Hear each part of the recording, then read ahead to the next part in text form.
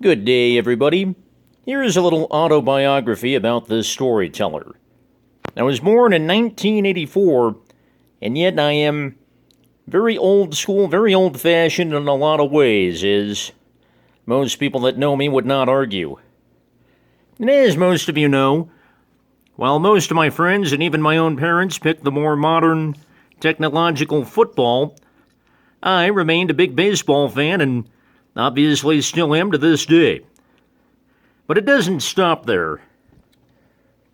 I'm a big fan of the old TV show Leave It to Beaver, which is in black and white, aired in the 50s and early 60s.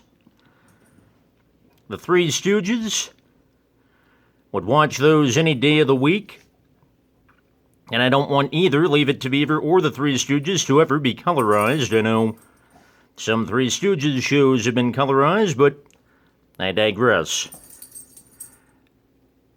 Doesn't mean I'll watch them most likely, but I do love the Three Stooges in black and white and Leave It to Beaver, and even classic commercials. Commercials from the 50s, the 60s, mostly the black and white commercials. Those are my favorite kind of commercials.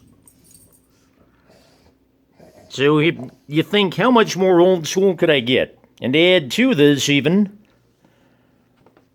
I love double-breasted suits popular in the 40s. Well, a couple of weeks ago, my parents bought a bunch of records at an antique shop. And here is one of those records, a Glenn Miller record. And when we actually started playing these records, I found I liked that even. And I even kind of like the scratches that go into records. Just the way life was back then. I mean, back in the 40s, which I know had World War II, but still a simpler time by and large. The 50s, the early 60s, just a very interesting time, and a time I've always been fascinated by, and a time I like in some ways better than modern day. I'll certainly take the music of the 40s, 50s, and 60s over the 2000s and beyond. TV commercials, some TV shows, you name it.